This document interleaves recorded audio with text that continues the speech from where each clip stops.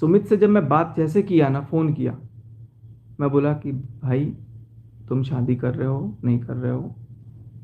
नहीं कर रहे हो तो नहीं बोला, मैं बोला आपको शादी मुबारक, लेकिन भाई मैं ज़िंदा नहीं रह पाऊँगा, मैं बिल्कुल नहीं जी पाऊँगा, और आज भी मुझे नहीं पता है, मेरे को मेरा कॉन्शियस, मेरा दिमाग काम नहीं करता, बट मुझे आज मैं स्टेबल हूँ क्योंकि मेरे साथ मेरी मनीषा है ना, तो मैं बहुत खुश हूँ। मेरी मनीषा वापस आ गई और मैं भाई मनीषा के पास हूँ, और अब कोई दुनिया का ताकत करके दिखा दे कुछ भी। एनीवेज, मैंने सुमित को फ़ोन किया, सुमित को बोला कि भाई मेरे साथ बहुत बड़ा धोखा हुआ है। मैंने सुमित को फ़ोन करने से पहले चीनू को फ़ोन किया, इसकी मम्मी को फ़ोन किया, इसके पापा को फ़ोन किया, सबको किया, किसी ने फ़ोन नहीं उठाया और किसी का नंबर किसी ने ब्लॉक कर रखा था। फिर मैंने सोचा कि मैं अपने मन की बात किसको बताऊं, मैं किसको बोलूं अपने मन की बात। ये हार थक करके मैंने फाइनली ये बात सुमित को बताने का सोचा। सुमित को बताया तो मैं बहुत परेशान था कि मैं नहीं रह पाऊंगा यार, मेरे साथ मेरे को बहुत डिप्रेशन फील हो रहा है, मैं जी ही नहीं पाऊंगा। तो उस बंदे ने, वो बंदा आज भी बोलूँगा, डंके की चोट पे बोलूँगा, वो बंदा इतना जेन्यून है। कह रहा भाई मुझे शक तो पहले से था, लेकिन मेरे पास कुछ प्रूफ नहीं है, मैं कुछ जानता नहीं हूँ, इसलिए मैं कुछ बोल नहीं सकता, बट तेरे मन में जो भी बात है तू अपने ऑडियंस को बोल के अपना मन हल्का कर। तू क्यों मरने की सोच रहा है, तू क्यों सुसाइड करने की सोच रहा है, तुम्हारे मन में जो चीज़ है तू डालना भाई, तू बोल ना, क्यों तू इतना घबरा रहा है। फिर मेरे दिमाग में नॉक हुआ कि यार ये बंदा सही कह रहा है, कि मैं अगर अपने मन में कोई बात रख रहा हूँ, भर रहा हूँ, और अगर गलत हूँ, तो उस गलती का मैं पश्चाताप करने के लिए सबके सामने हाथ जोड़ करके, सिर मस्तक को अपने पैरों पर रख के मैं सबसे माफ़ी, पूरी दुनिया से माफ़ी मांग लूंगा, पूरी दुनिया से मैं माफ़ी मांग लूंगा कि ऐसा मत करो। बट मेरी जब 1 डेढ़ घंटे बात हुई, तुरंत, आप यकीन नहीं मानोगे, मैं गाड़ी में बैठ के बात कर रहा था, मेरी गाड़ी की डैश कैम में ये चीज़ रिकॉर्डेड है, नेहा का फ़ोन आता है सुमित को दूसरे नंबर पे, और सुमित मेरे से एक फ़ोन पे बात कर रहा था पहले से, तो सुमित को लगा कि इससे बात करूंगा तो सुनाई देगा नहीं देगा, जो भी है। तो बात जब किया मैंने, फिर मैंने बोला कि यार बात हुई, उसका फ़ोन उठाया, फ़ोन उठाते साथ बोली है, डिलीट कर दी कम्युनिटी उस MC BC ने, पूरा गाली दे करके। यकीन मानो गाइस, मेरे पैर के नीचे से ज़मीन खिसक गए, कितना मैं तड़पा यार। इसके लिए मैंने क्या कुछ नहीं किया, एक फ़ोन पे 50-50 हज़ार रुपए का डीजल फूक फूक के भोपाल, फ्लाइट से भोपाल, यहाँ पे भोपाल, बैंक अकाउंट खुलवाना है भोपाल,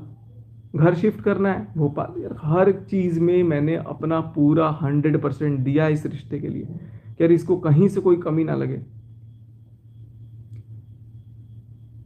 सुमित के सामने फ़ोन करके मुझे गालियां दे रही है, लिटरली गालियां दे रही है, और दूसरी तरफ मैं सुन रहा था उसकी आवाज़। और इसका फ़ोन काट के फिर सुमित मेरे से जब बात किया, फिर क्या हुआ वो तो मैं बाद में बोलूँगा। मैंने बोला सुमित भाई फ़ोन रखो, अब मैं बर्दाश्त नहीं करूँगा, अब मैं लाइव आऊँगा, क्योंकि मैं ये बिल्कुल बर्दाश्त, मैं उम्मीद सपने में नहीं सोचा था कि नेहा चल ठीक है तू मेरे को गाली देगी, लेकिन जब आपने मुझे गाली दे भी दिया तो आप, और सुमित को इतनी माँ बहन की गालियाँ मेरे मुंह पे दी है ना, वो साला चूतिया से शादी करके, सगाई करके तो मेरे इतने लाख बने, बोला है उन्होंने ये वर्ड्स उसको। मैं अपनी माँ की कसम, अपनी भगवान की कसम, मतलब जिसकी कसम हो मेरा दुनिया में, तो देखो भाई अब मैं क्या बोलूँ, मेरा कुछ बचा ही नहीं, मैं नेहा की ही कसम खा के बोल दे रहा हूँ, अभी नेहा से ज़्यादा प्यारी मनीषा है, मैं मनीषा की कसम खा के बोल दे रहा हूँ। सुमित को भी इसने लिटरली माँ बहन की गालियाँ दी हैं बहुत बार, और मेरे मेरे लिए सुमित ने जब गालियाँ दी हैं तो सुनी है ये बहुत बार, और इसने पहली बार सुमित के सामने जब गालियाँ दी तो सुमित कहता है अरे वाह तुम गाली कितने कब से देने लग गई।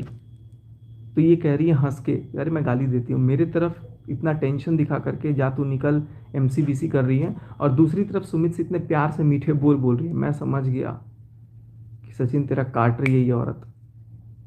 मैं लिटरली समझ गया कि मेरा काट रही है। मेरे पैर के नीचे से ज़मीन खिसक गए, और मैं सोचा कि यार अब मैं क्या बोलूँ, आई वॉज टोटली ब्लैंक।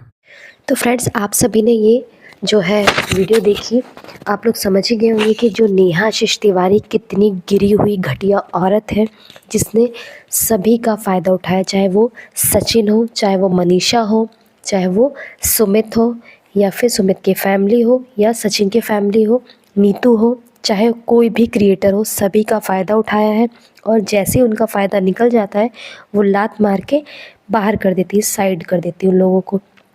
एक सवाल सभी का ये भी आ रहा था कि सुमित जब सब चीज़ें जानते हैं तो फिर चुप क्यों हैं? तो इसका भी मैं आपको जवाब दे देती हूँ कि सुमित जो है, लोगों की बातें मैंने सुनी, बहुत से लोगों की बातें मेरे सामने आई हैं, बहुत सी ऐसी चीज़ें सामने आई हैं कि जो सुमित हैं वो एक तो इनसे शादी कर रहे हैं, वो है सबसे बड़ा रीज़न उसका ये है कि वो फाइनेंशियली अभी स्टेबल नहीं है, बहुत ज़्यादा वो परेशान चल रहे हैं, बहुत जगह से उन लोगों ने कर्जा ले रखा है, इसी वजह से उन्होंने अभी तक शादी नहीं की। वरना लोगों के ये भी सवाल आ रहे थे कि वो जब इतने स्मार्ट हैं, इतने अच्छे हैं, तो उन्हें तो कोई भी लड़की मिल सकती है, तो वो एक विधवा औरत से, और दूसरी चीज़ है वो एक बच्चे की माँ से शादी क्यों करेंगे? तो यही कारण है क्योंकि इस टाइम जो नेहा है फाइनेंशियली कंडीशन बहुत अच्छी है उनकी, उनके पास उनका खुद का एक प्लॉट भी है और उनकी जो शॉप है वो तो अच्छी खासी चली है, और यूट्यूब की जो अर्निंग है वो तो अलग से हो ही रही। बस इसी कारण है जो सुमित हैं जो नेहा से शादी कर रहे हैं, वरना उन्हें कोई भी इंटरेस्ट नहीं है नेहा में। बस वो अपनी जो फाइनेंशियली जो स्थिति है वो सही करना चाह रहे हैं, वरना नेहा से वो बिल्कुल शादी नहीं करते, क्योंकि इतनी सारी चीज़ें बातें पता होने के बाद यदि कोई और व्यक्ति होता तो वो कभी शादी के लिए हाँ नहीं करता। इनकी मजबूरी है, बहुत सारे लोन हैं जो उन्हें पटाने हैं, बस इसीलिए वो नेहा का यूज़ कर रहे हैं। जैसे नेहा सबका यूज़ कर रही है वैसे ही वो लोग भी बस नेहा का एक तरह से यूज़ कर रहे हैं। जैसे ही उन्हें ये सब चीज़ें पता चली, वो लोग एकदम ऐसे हो गए, शॉक्ड तो नहीं हुए, क्योंकि जो सुमित हैं बहुत सारी चीज़ें उन्हें पहले से ही पता थी। सचिन से उनकी बात हुई, बहुत सारे इन लोगों के प्लान बने, ये लोग नेहा को एक्सपोज़ करना चाह रहे थे, क्योंकि जो है सुमित बहुत सारी चीज़ें सुमित पहले ही जान चुके थे, लेकिन सुमित बस इसलिए नहीं कहना चाहते थे क्योंकि उन्हें कोई मतलब नहीं है कि नेहा क्या करती है क्या नहीं करती, बस उन्हें पैसों से मतलब है, क्योंकि कहीं ना कहीं नेहा ने सबका फ़ायदा उठाया है। तो शायद भगवान ने भी इसीलिए शायद सुमित को भेजा नेहा की लाइफ में कि जो उनकी फाइनेंशियली स्थिति है वो नेहा सही कर सके। बस इसीलिए दोनों एक दूसरे पर डिपेंडेंट हैं, इसलिए इनका रिश्ता आगे बढ़ा, वरना सुमित 1% भी नेहा के पक्ष में नहीं है आज भी। ये चीज़ आपने वीडियो में देखी होगी। तो फिलहाल इस वीडियो में इतना ही। यदि आपको ये वीडियो अच्छा लगा तो प्लीज़ मेरे चैनल को लाइक शेयर सब्सक्राइब ज़रूर करें। Thank you.